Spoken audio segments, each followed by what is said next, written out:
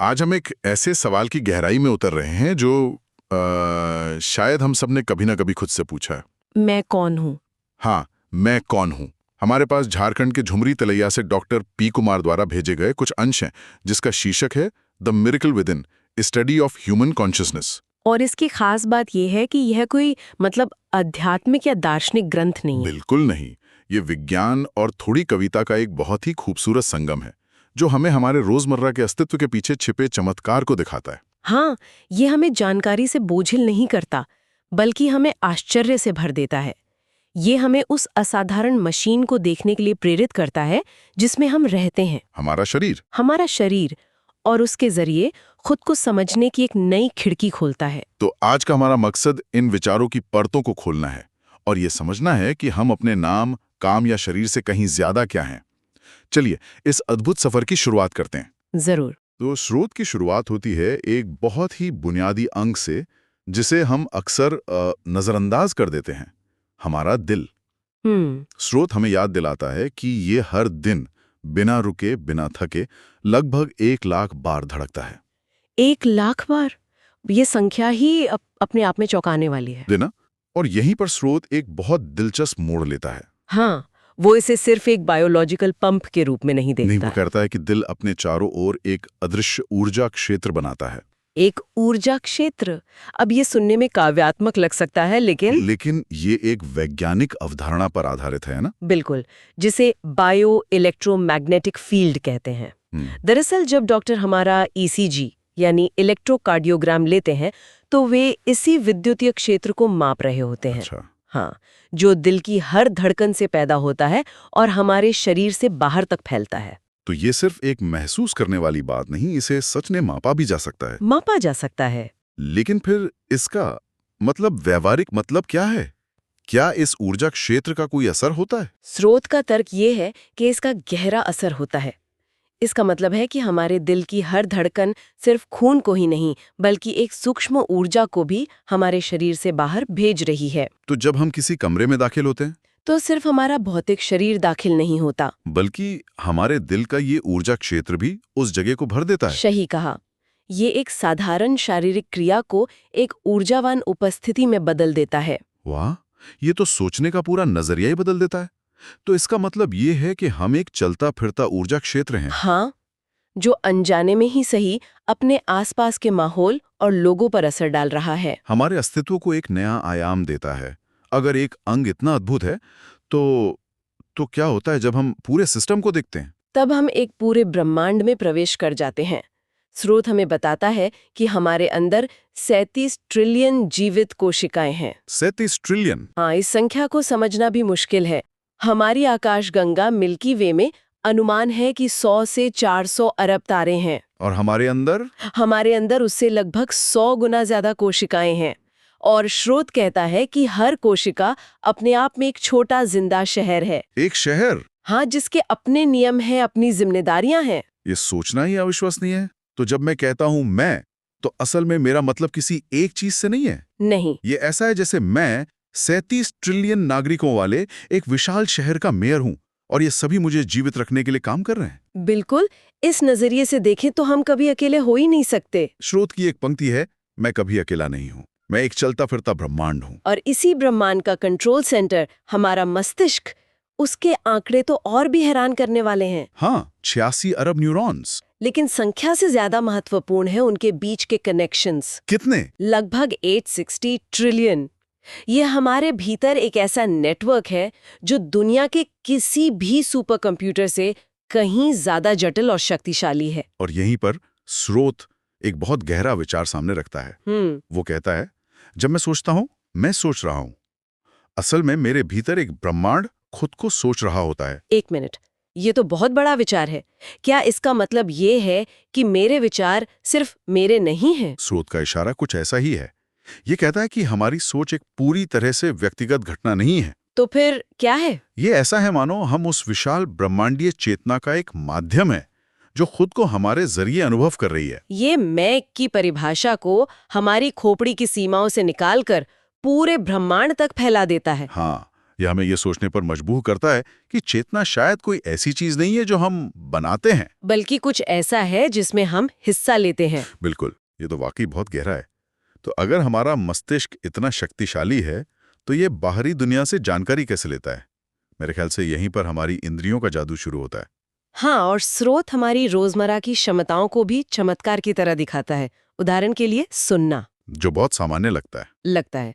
लेकिन स्रोत बताता है कि हमारे कान के अंदर एक माइक्रो बैटरी जैसी व्यवस्था है। Micro battery. हाँ, हमारे कान के भीतरी हिस्से में, जिसे कॉक्लिया कहते हैं, हजारों छोटे छोटे बाल होते हैं। जब ध्वनि तरंगें इन पर पड़ती हैं तो वे एक इलेक्ट्रोकेमिकल प्रक्रिया शुरू करते हैं। और उससे क्या होता है? वो ध्वनि को एक विद्युतीय सिग्नल में बदल देती है, जिसे हमारा मस्तिष्क समझ सकता है। तो इसका मतलब हम सच में बिजली से सुनते हैं। ये तो प्रकृति की इंजीनियरिंग का एक अद्भुत नमूना है ना? और हमारी आंखें? एक मिनट, क्या आप कह रही हैं कि ये जो लाल रंग का कप मेरे सामने रखा है, वो असल में लाल नहीं है। ये समझने में थोड़ा मुश्किल है। देखिए, दुनिया में लाल रंग जैसी कोई चीज मौजूद नहीं है। बाहर तो सिर्फ एक खास वेवलेंथ की रोशनी है। अच्छा। हमारी आंखें उस वेवलेंथ को पकड़ती हैं, उसे मस्तिष्क तक भेजती हैं, और हमारा मस्तिष्क उसके लिए लाल रंग का अनुभव पैदा करता है। तो जो मैं देख रहा हूँ वो बाहर नहीं, मेरे भीतर पैदा हो रहा है। बिल्कुल, यही हर रंग, हर आवाज, हर स्वाद के साथ होता है। हम में से हर कोई दुनिया का अपना एक अनूठा व्यक्तिगत संस्करण अनुभव कर रहा है। तो हम सब अपनी अपनी फिल्म देख रहे हैं, जिसके डायरेक्टर, प्रोड्यूसर और ऑडियंस हम खुद ही हैं। ये तो कमाल है ना? और स्रोत हमारे शरीर को सिर्फ जानकारी लेने वाली मशीन नहीं, बल्कि एक पावर स्टेशन की तरह भी दिखाता है। हाँ, ये हमें याद दिलाता है कि हम पर्यावरण से अलग नहीं हैं। जब सूरज की किरणें हमारी त्वचा पर पड़ती हैं, तो हमारा शरीर उस ऊर्जा को विटामिन डी में बदल देता है। स्रोत की एक पंक्ति है, मैं सूरज को अपने भीतर पहनता हूँ। बहुत सुंदर पंक्ति है।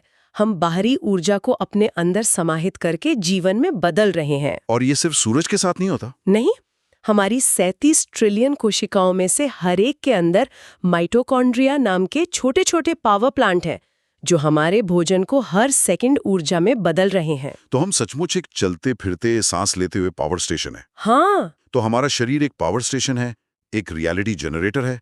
लेकिन ये खुद को बाहरी खतरों से बचाता कैसे है? मुझे लगता है ये भी किसी साइंस फिक्शन फिल्म से कम नहीं है। सही कहा। स्रोत में 25 ट्रिलियन इम्यून सैनिकों का जिक्र है। 25 ट्रिलियन, ये संख्या पृथ्वी की पूरी आबादी से हजारों गुना ज्यादा है। और सबसे खास बात यह है कि ये विशाल सेना जानती है कि मैं कौन हूँ और कौन मेरा नहीं है। उनकी अपनी एक पहचान प्रणाली है। हाँ, वे शरीर की अपनी कोशिकाओं और बैक्टीरिया या वायरस जैसे बाहरी हमलावरों के बीच सटीकता से अंतर कर सकते हैं। ये आत्म और गैर आत्म की एक गहरी जैविक समझ है। और जब ये सिस्टम गड़बड़ा जाता है तो ऑटो इम्यून बीमारियां होती हैं, जब सेना अपनी ही कोशिकाओं पर हमला करने लगती है।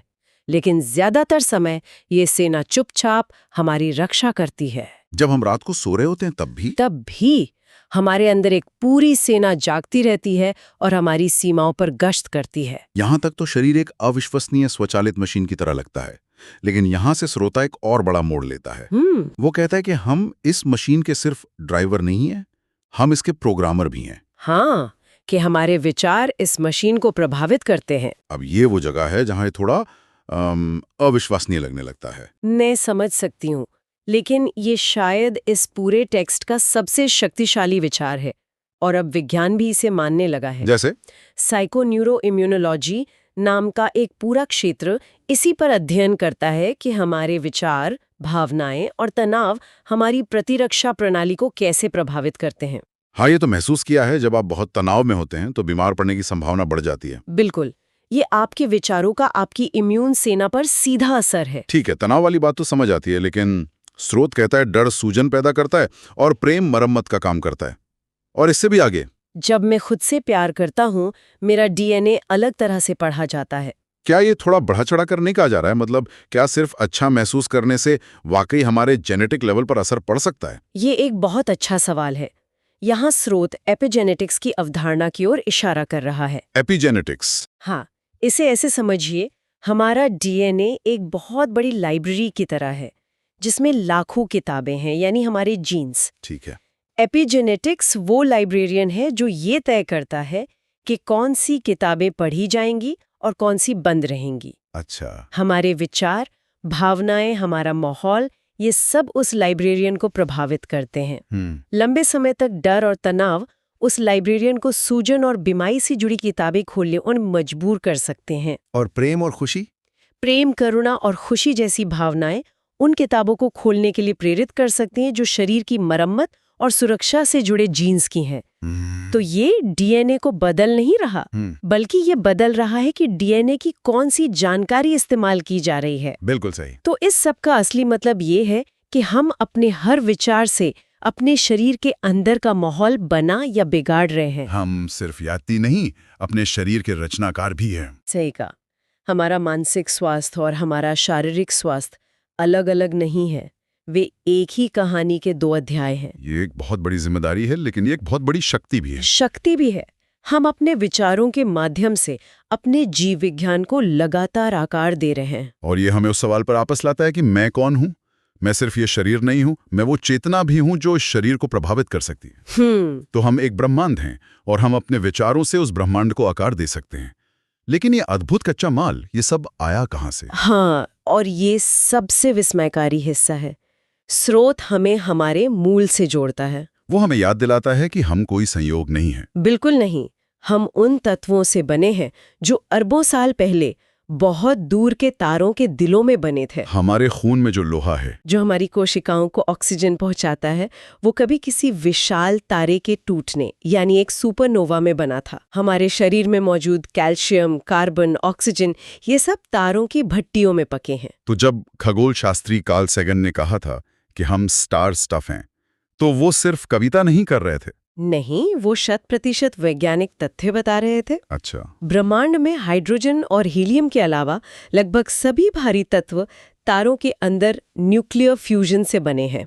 जब वे तारे मरे तो उन्होंने इन तत्वों को अंतरिक्ष में बिखेर दिया, जिनसे बाद में नए तारे, ग्रह और अंततः हम बने। हाँ, इसीलिए स्रोत कहता है, मैं सितारों की राख से बना हूँ। ये हमें हमारी छोटी छोटी चिंताओं से निकालकर एक ब्रह्मांडीय पहचान देता है। तो मैं कौन हूँ सवाल का शायद सबसे बड़ा और सबसे सुंदर जवाब यही है। मैं एक नाम या पेशा नहीं हूँ, मैं सितारों की वो राख हूँ जो जागरूक हो गई है। मैं वो ब्रह्मांड हूँ जो खुद को अनुभव कर रहा है। ये हमारे अस्तित्व को एक बहुत बड़े कैनवस पर रख देता है। हाँ, ये हमें याद दिलाता है कि हम अलग थलग प्राणी नहीं हैं, बल्कि हम ब्रह्मांड की एक बहुत लंबी और भव्य कहानी का हिस्सा है। ये गहरा जुड़ाव महसूस कराता है, न केवल एक दूसरे से बल्कि पूरे ब्रह्मांड से। बिल्कुल। तो जब स्रोत ये सवाल पूछता है कि मैं कौन हूं, तो उसका जवाब कोई नाम, शरीर या नौकरी नहीं है। जवाब ये है कि मैं ब्रह्मांड की सबसे सुंदर जीवित रचना हूं। और इसीलिए स्रोत कहता है, मैं कीमती हूं, हम सब कीमती हैं। और ये मूल्य हमारी उपलब्धियों या हमारी संपत्ति पर आधारित नहीं है। नहीं, ये हमारे होने मात्र से आता है। हमारे अस्तित्व का तथ्य ही हमें कीमती बनाता है। और स्रोत का अंत किसी और जानकारी के साथ नहीं होता, बल्कि एक निर्देश के साथ होता है। बस कुछ देर इसे महसूस कीजिए। ये हमें सोचने से ज्यादा महसूस करने के लिए कह रहा है। हाँ, ये जानकारी देने से ज्यादा एक एहसास जगाने की कोशिश है। आज हमने इन अद्भुत विचारों के जरिए खुद को एक नए नजरिए से देखा। हम एक दिल से शुरू हुए और सितारों तक पहुंचे। हमने जाना कि हम कोशिकाओं के एक संग्रह से कहीं बढ़कर हैं। हम एक चलता फिरता सोचता हुआ ब्रह्मांड है जो सितारों की राख से बना है और अपने विचारों से खुद को आकार देने की शक्ति रखता है। ये एक ऐसी समझ है जो विनम्र भी बनाती है और सशक्त भी। विनम्र क्योंकि हम एक बहुत बड़ी ब्रह्मांडीय प्रक्रिया का हिस्सा हैं, और सशक्त क्योंकि हमारे भीतर एक अविश्वसनीय शक्ति और चमत्कार मौजूद है। हाँ, यहाँ एक विचार छूट जाते हैं। स्रोत कहता है कि हमारे विचार हमारे शरीर को बदल सकते हैं। हमारा डर हमारी कोशिकाओं में सूजन पैदा कर सकता है और हमारा प्रेम उनकी मरम्मत कर सकता है।